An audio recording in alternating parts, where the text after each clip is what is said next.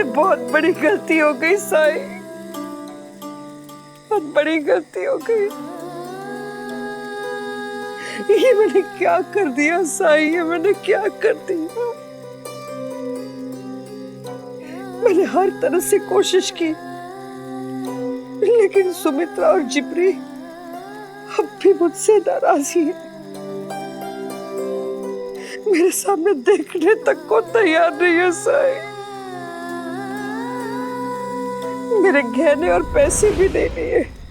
मैं मानती हूँ कि वो 50 रुपए से ज्यादा नहीं थे, लेकिन कुछ तो इकट्ठे हुए थे। कल हम शायद उनको देकर थोड़े और मोहलत मांग सकते थे, और शायद वो लोग कुछ और समय दे भी देते, लेकिन सुमित्रा नहीं मानी साई। मैं जानता हूं शांता ताई कि आपने सच्चे दिल से मदद करने की कोशिश की, लेकिन सुमित्रा और लक्ष्मी जिस मानसिक स्थिति से गुजर रहे हैं, आप थोड़ा उसका भी ख्याल कीजिए। जब किसी इंसान को धोखा मिलता है तो कई बार दूसरे को दोष देने के बजाय वो खुद को ही दोष देने लगता है कि गलती मेरी थी, मैंने उस पर भरोसा ही क्यों किया। और फिर दूसरी बार उस इंसान पर भरोसा करना थोड़ा मुश्किल हो जाता है। और अगर ये धोखा किसी अपने से या अपने किसी करीबी से मिला हो, तब तो भरोसा करना और भी मुश्किल है। एक तो धोखा, और उस पर अपनों से मिला धोखा। आप समझ रही हैं ना?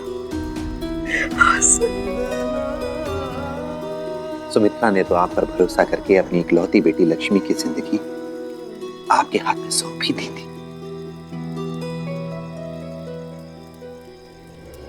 रही मन भागा प्रेम का, मत तोड़ो चटकाए, टूटे से फिर ना जुड़े, जुड़े गांठ पड़ जाए।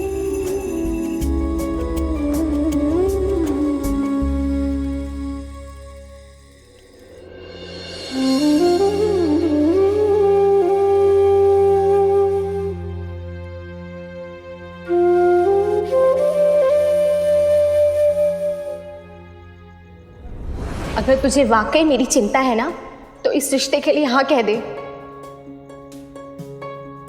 तुझे मेरी कसम है।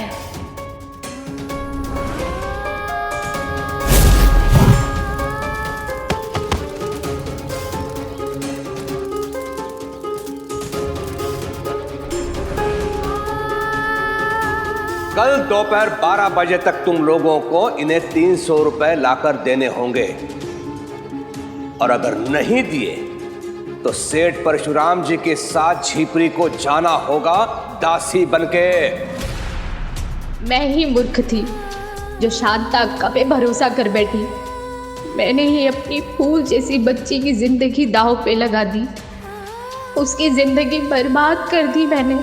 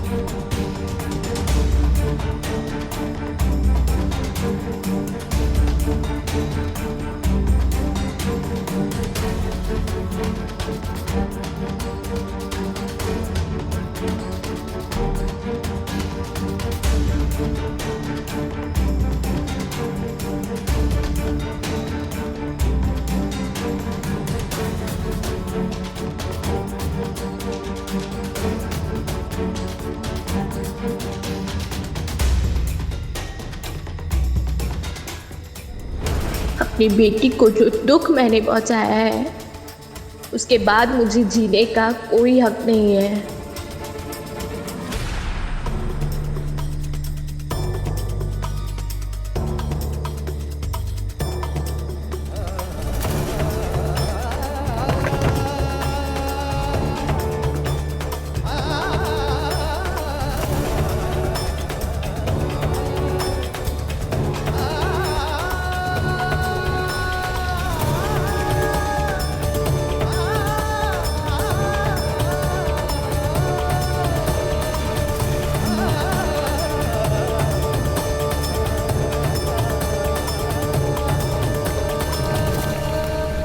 आप गलत करने जा रही हैं, ऐसा मत कीजिए।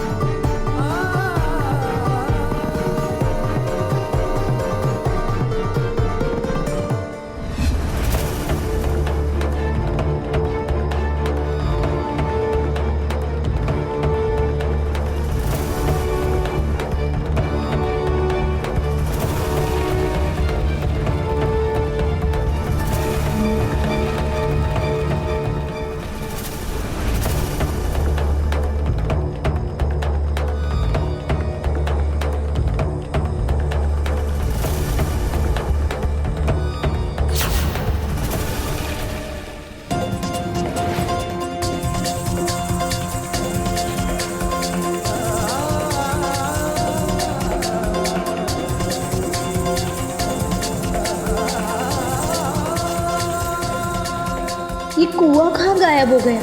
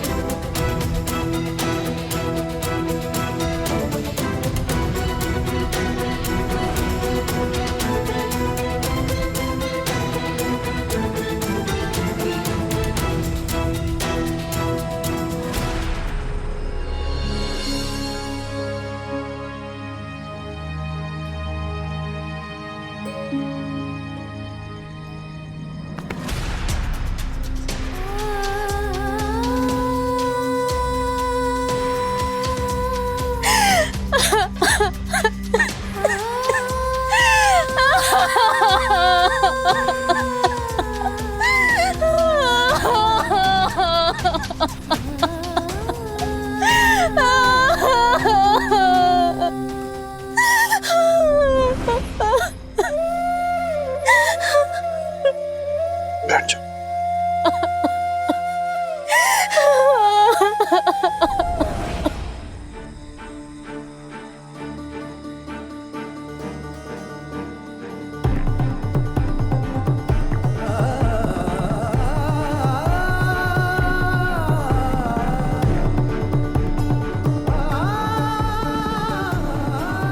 ये क्या कर रही थी आप?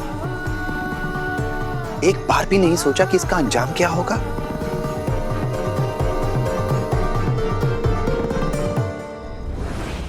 नहीं साई, मुझे जीने का अधिकार नहीं है साई। मैं मेरी बच्ची को बचाने के लिए चाहकर भी कुछ नहीं कर पा रही हूँ, और ना ही ये स्वीकार कर पा रही हूँ कि मैंने मेरी बेटी की जिंदगी बर्बाद कर दी। मैं उसे परशुराम की गुलामी से बचाने के लिए कुछ नहीं कर पा रही हूँ, कुछ नहीं कर। कल 12 बजे तक मैं परशुराम को पैसे नहीं दे पाऊंगी साई, और मेरी बच्ची हमेशा हमेशा के लिए उसकी गुलाम बन जाएगी। मेरी बेटी की जिंदगी बर्बाद हो जाएगी साई, मेरी बेटी की जिंदगी बर्बाद हो जाएगी साई। कोई भी माँ अपनी बेटी की जिंदगी बर्बाद होते हुए कैसे देख सकती है?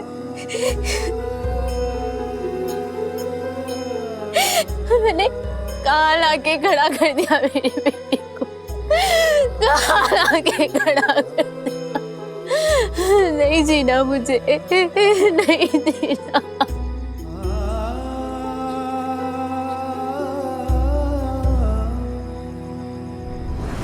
अच्छा, एक सवाल का जवाब दीजिए। अपनी जान देकर अपनी बेटी की मदद कैसे कर रही थी आप? क्या आपके जान दे देने से समस्या का हल हो जाता?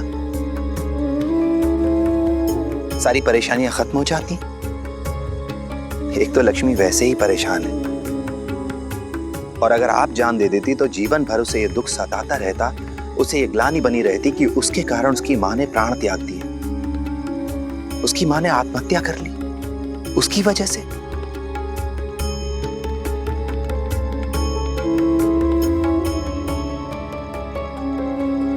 मैं क्या करूं साई, क्या करूं?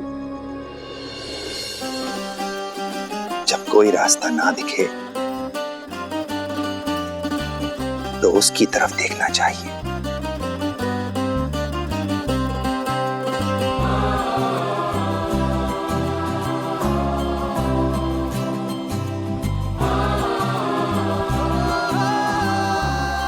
उसकी तरफ।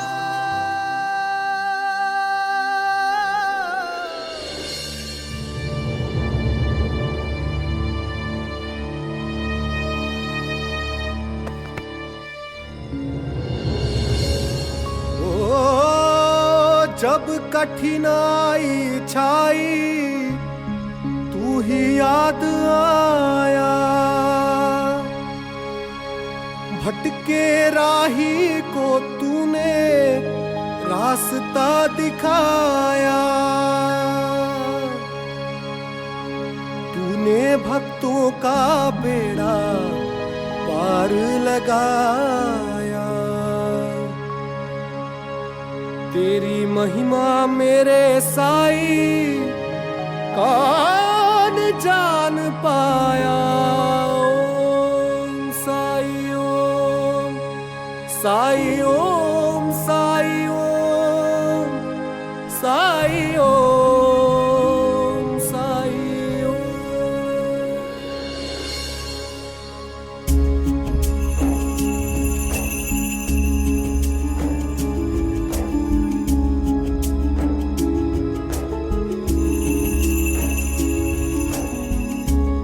अल्लाह मालिक।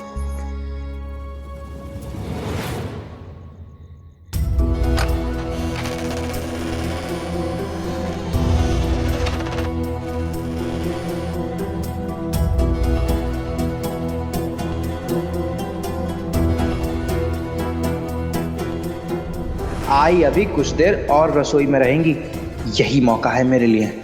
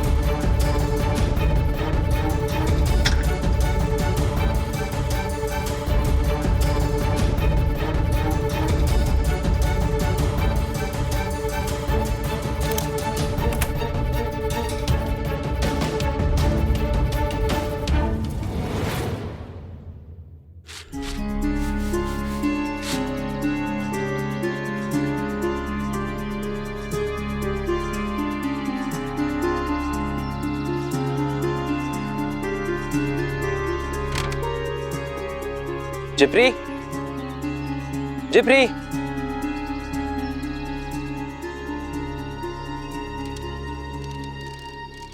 केशव, तुम यहाँ? तुम्हारे लिए पैसों का इंतजाम किया है मैंने, वही देने आया हूँ। ये पैसे लो और उस आदमी के मुंह पे दे मारो।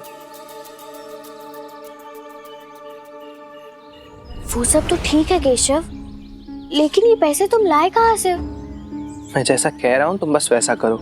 ये पैसे लो और खुद को बचाओ। नहीं केशव, जब तक तुम मुझे बता नहीं देते ये पैसे कहाँ से लाए हो, मैं नहीं लूंगी। ये जिद करने का समय नहीं है जिप्री। 12 बजने में ज्यादा समय नहीं बचा है, ले लो। नहीं केशव, मैंने कहा ना, जब तक तुम मुझे नहीं बताते मैं नहीं लूंगी।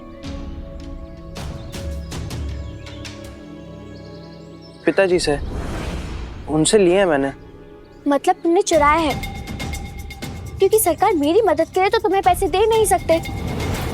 केशव, तुम ऐसे कैसे कर सकते हो? चलो मेरे साथ। साई, देखो केशव ने क्या किया। ऐसा कुछ गलत नहीं किया है मैंने। अपने पिता के पापों का प्रायश्चित कर रहा हूँ तुम्हारी मदद करके। प्रायश्चित? खुद एक पाप करके? क्या पाप किया मैंने? चोरी की है तुमने मेरी मदद के लिए। जिप्री, मूर्खों की तरह सोचना छोड़ो और एक बार के लिए ये सोच के देखो कि मेरे पिताजी और वो सेठ तुम्हें और तुम्हारी आई को एक जाल में फंसा रहे हैं।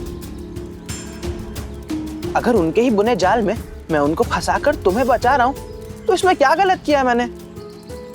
आप ही बताइए साईं। मंशा ठीक है केशव, लेकिन रास्ता ठीक नहीं है तुम्हारा। लेकिन साईं, किसी को कैसे पता चलेगा? बात पता चलने की नहीं है केशव। चोरी या किसी भी तरीके का गलत रास्ता किसी परेशानी का, किसी समस्या का समाधान नहीं हो सकता। और वैसे भी ये समय तो तुम्हारी परीक्षा का है। तुम्हारे पिताजी पाई पाई का हिसाब रखते हैं, जानते हो ना। आज नहीं तो कल उन्हें पता चल ही जाएगा कि तिजोरी से पैसे तुमने चुराए हैं और मदद की है लक्ष्मी की और उसकी मां की। कभी सोचा है कि इसका परिणाम क्या होगा, खास करके लक्ष्मी और इसकी मां के लिए? जाओ, ये पैसे जहां से लिए हैं वहीं वापस रखाओ।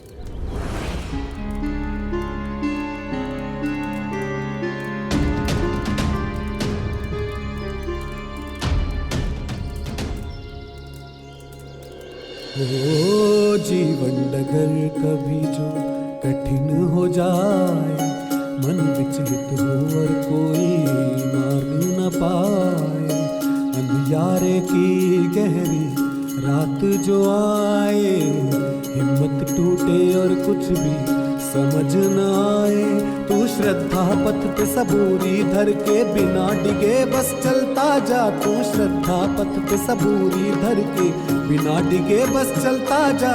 श्रद्धा भक्ति धीर तुझे उस पार लगाए, तेरा संयम और विश्वास तुझे राह दिखाए। ओम साई ओम साई ओम साई ओम साई ओम साई ओम।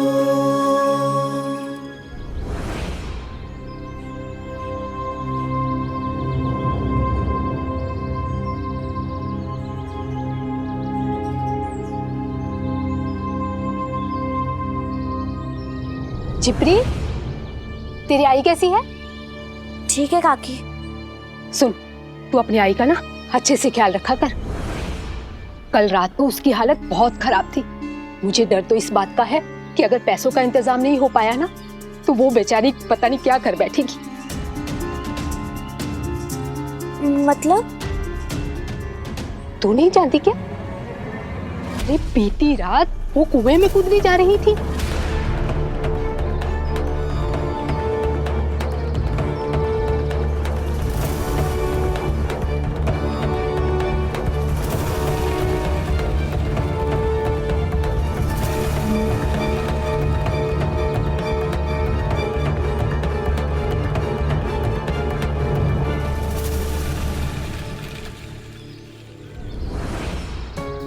हे देवा, मेरे कारण कितना कुछ हो रहा है। आई बीती रात अपनी जान देने की कोशिश की, केशव ने मेरे लिए चोरी की, उधर तात्या के बाबा अपनी जमीन गिरवी रखने के लिए यहाँ से वहाँ चक्कर लगा रहे हैं। सबकी परेशानियों को अब खत्म करने का समय आ गया है। सब मेरी वजह से शुरू हुआ है, तो अब मुझे ही इसे खत्म करना होगा। कुछ दिनों के लिए परिवार के साथ बाहर चला गया था, लौटा तो पता चला कि जिब्री के साथ ऐसा सब कुछ हो गया। मैंने तो कभी सोचा भी नहीं था कि जिब्री के साथ ये सब हो सकता है। परेशान ना हो, कोई ना कोई रास्ता जरूर निकलेगा।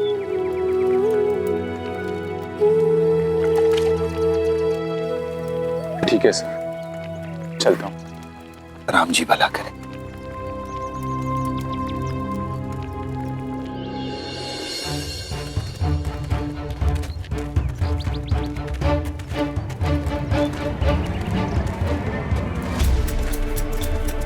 अरे चावड़ी नहीं जा रहे हो क्या? कोई खास बात है क्या? ये देखो। भूल गए क्या? आज झिपरी की किस्मत का फैसला होने वाला है चावड़ी में। सब वही तो जा रहे हैं। बहुत बुरा लग रहा है उसके बारे में सोचकर। पता नहीं क्या होगा उस बेचारी का। होना क्या है, उस गरीब की माँ इतनी जल्दी 300 रुपए का कहाँ से इंतजाम कर पाएगी? भगवान बचाए उसे। चलो चलो चल कर देखते। चलो।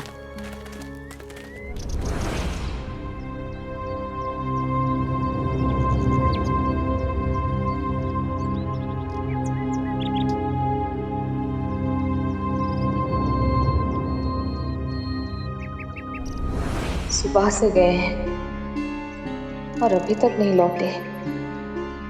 अब तो चावड़ी जाने का समय भी हो गया।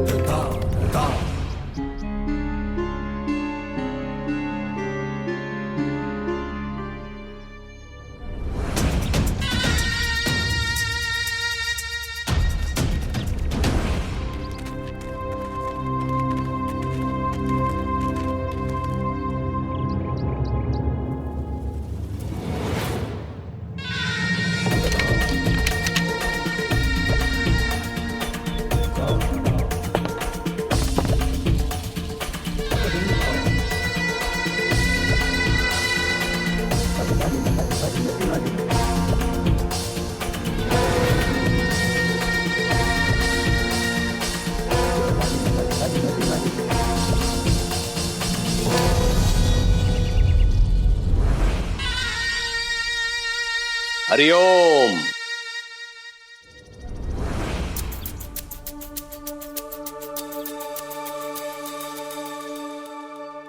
जिप्री की मां सुमित्रा को सरकार के सामने पेश किया जाए।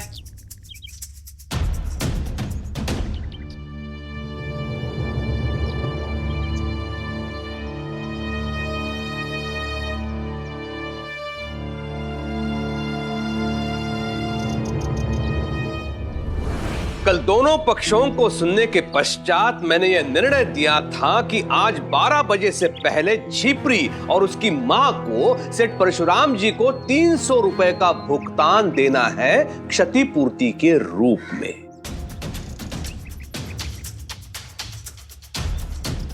यदि ये नहीं दे पाते हैं तो झिपरी को सेठ परशुराम जी के साथ जाना होगा दासी बनके।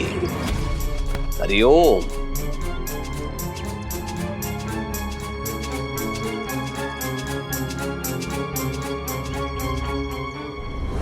तो सुमित्रा, तुम पे निर्भर करता है 300 रुपए या दासी।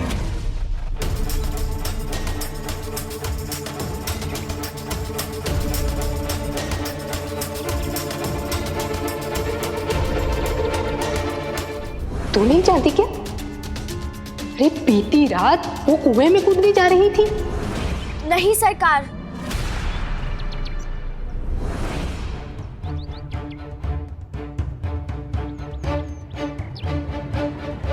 हमारे पास अभी इतने पैसे नहीं हैं कि हम सेठ जी को पैसे दे सके। इसलिए मैंने एक फैसला किया है, मैं सेठ जी के गुलाम बनने के लिए तैयार हूं।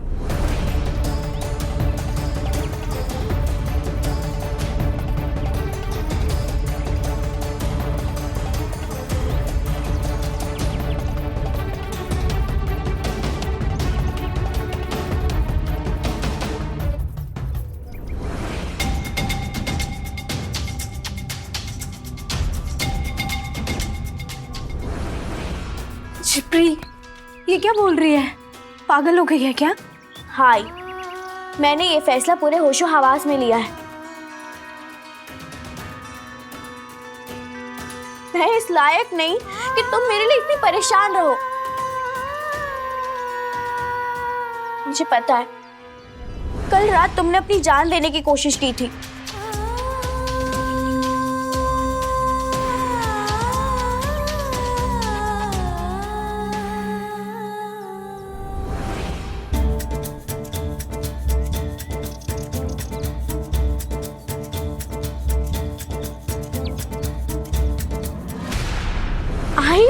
मेरे लिए इस दुनिया में तुम्हारी जिंदगी से ज्यादा और कुछ कीमती नहीं है।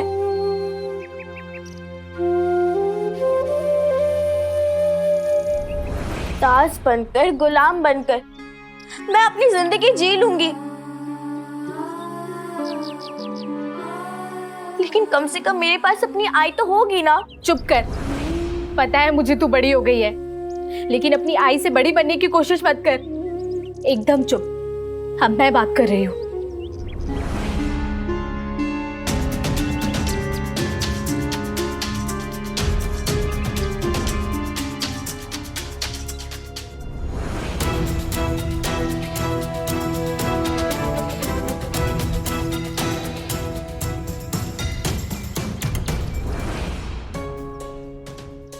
सरकार, मैं ये 30 रुपए जोड़ पाई हूँ सरकार।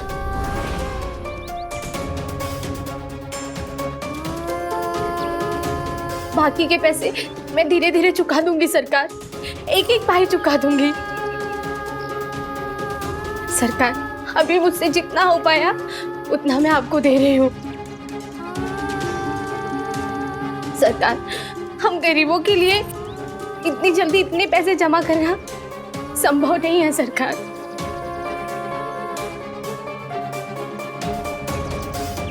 मुझे थोड़े से समय की और मोहलत दे दीजिए सरकार।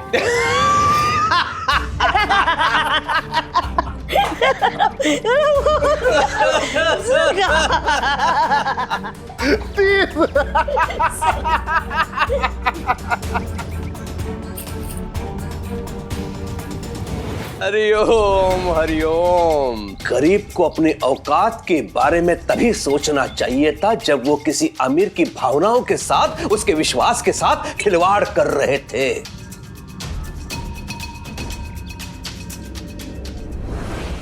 तुम लोगों की चतुराई को मैं भली भांति जानता हूं।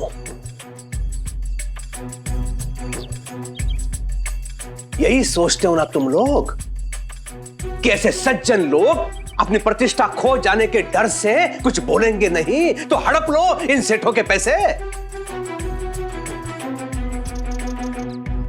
और अगर गर्दन फंसती दिखाई दी तो दुहाई दे, हम गरीब है, लाचार है, हमारे पास पैसे नहीं है।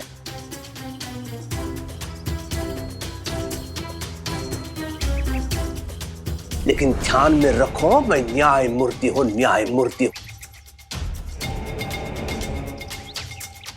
तुम दरिद्रों के आंसू में बहकर न्याय की तिलांजलि नहीं दूंगा मैं। अब मेरे पास यह घोषित करने के अतिरिक्त दूसरा कोई विकल्प नहीं है कि झिपरी सेठ परशुराम जी की दासी। रुकिए।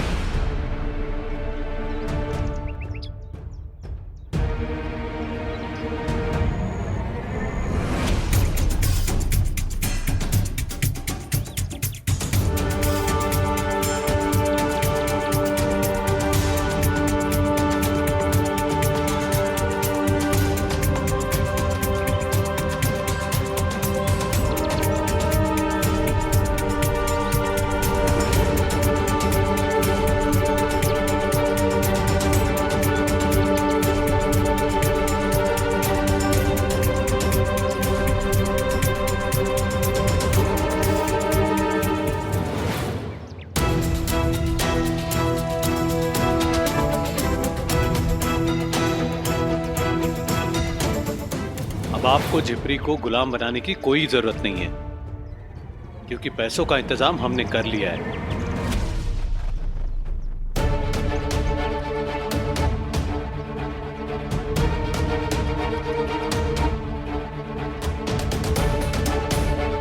इस झिपरी के लिए आप 300 रुपए देंगे? अपनी बेटी के मान सम्मान की रक्षा के लिए 300 रुपए क्या, अपनी पूरी जायदाद भी देनी पड़े तब भी पीछे नहीं हटेंगे हम।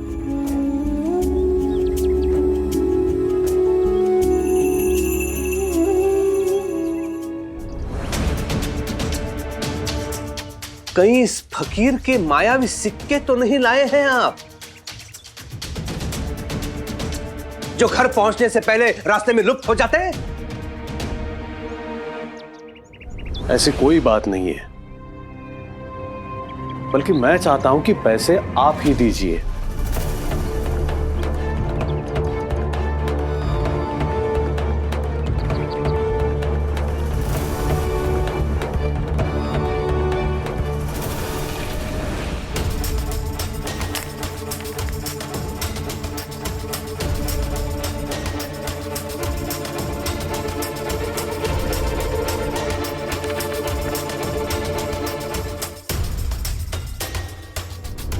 हम अपनी जमीन का आधा हिस्सा आपके पास गिरवी रखने के लिए तैयार हैं।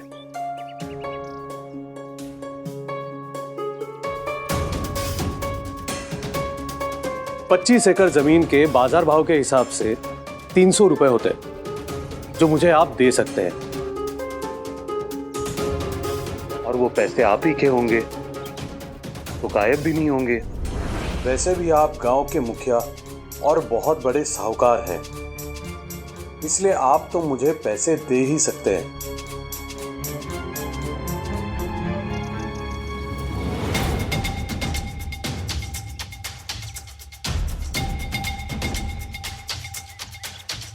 सरकार, क्या कर रहे हैं आप? हाथ आई झिपरी को ऐसे ही छोड़ रहे? वो झिपरी जो आपके सबसे बड़े दुश्मन की भक्त है। यही मौका है इस पाखंडी से बदला लेने का, उसे उसकी औकात दिखाने का, उसे इस गांव से भगाने का।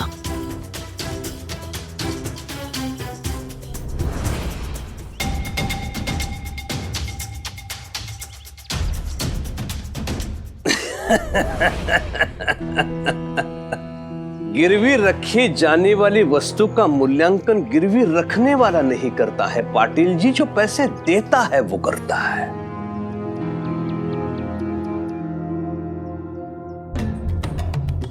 और मेरे ख्याल से आपके इस 25 एकड़ भूमि का मूल्य 150 रुपए से अधिक नहीं है।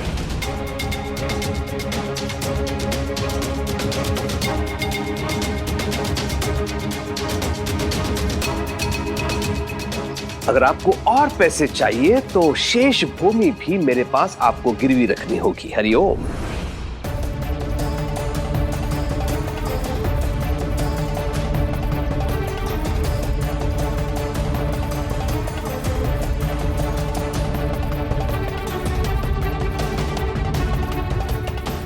सरकार तो अप्पा जी से दुगनी कीमत वसूल रहे हैं। ये तो गलत है। काका, ऐसे तो सरकार आपकी पूरी जमीन रखवाना चाहते हैं। मैं आपके सामने हाथ जोड़ती हूँ, मेरे लिए आप अपनी जमीन गिरवी मत रखिए।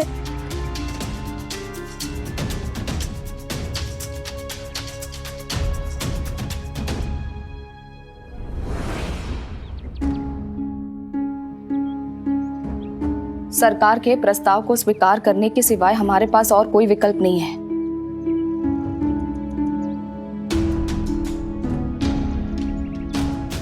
संपत्ति बचाने के लिए हम अपनी बेटी की बलि नहीं चढ़ा सकते।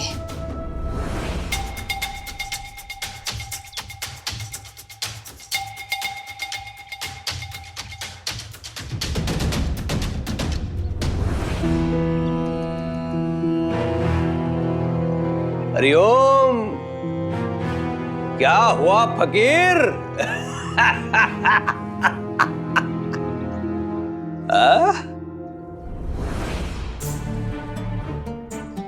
कोई चमत्कार क्यों नहीं कर रहा है तू फकीर?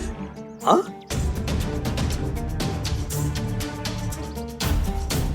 चमत्कारी पुरुष है ना तू? हाँ?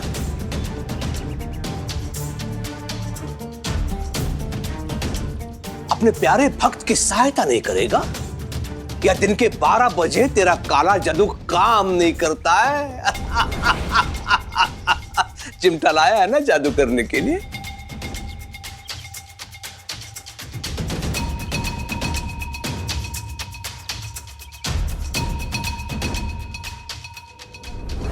क्या तूने अपने प्यारी मां और प्यारे भक्त को बीच भंवर में छोड़ दिया?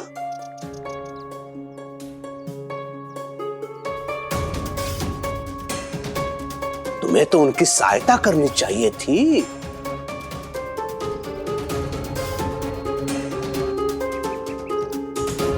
लेकिन तू तो अपनी बाइजा मां को सलाह दे रहा है खेती की सारी जमीन गिरवी रखने की।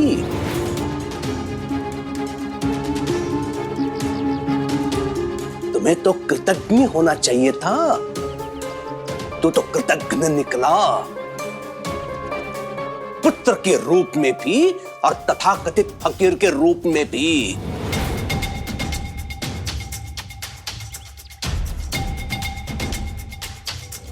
युग चाहे कोई भी हो कुलकर्णी सरकार, लेकिन एक लड़की की इज्जत से बढ़कर दुनिया की कोई भी दौलत कीमती नहीं होती।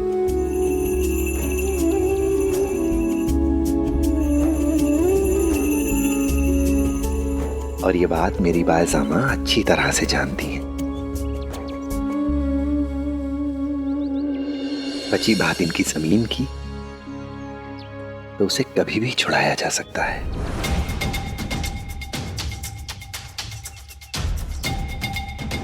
आपसे एक गुजारिश है, जमीन के कागजात को संभाल कर रखिएगा।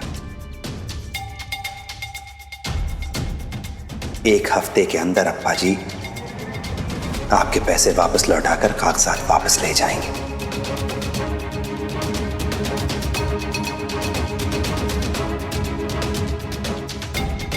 चुनौती दे रहा है तू मुझे? मैं तो केवल आपको याद दिला रहा हूं कि सच और झूठ की लड़ाई में जीत हमेशा सच की ही होती है।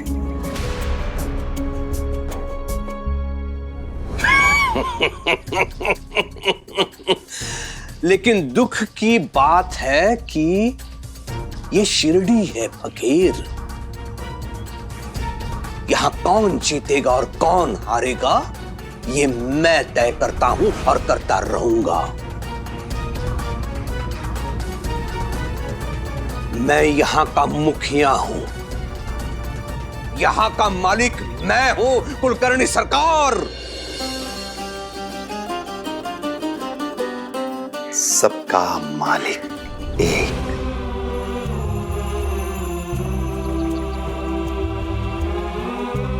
और केवल वही है सच्चा मालिक। तो फिर देखते हैं कौन जीतता है और कौन हारता है। मुनीम, लेखा भाई तैयार करो।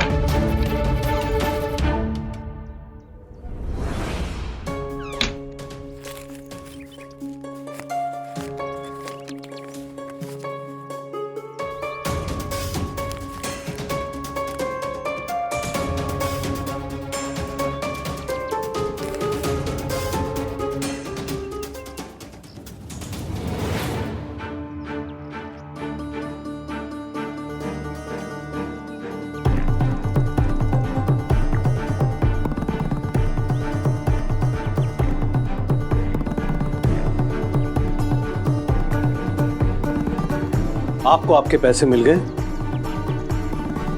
अब यहां से प्रस्थान कीजिए। हमारी शिरडी से और झिपरी की जिंदगी से भी।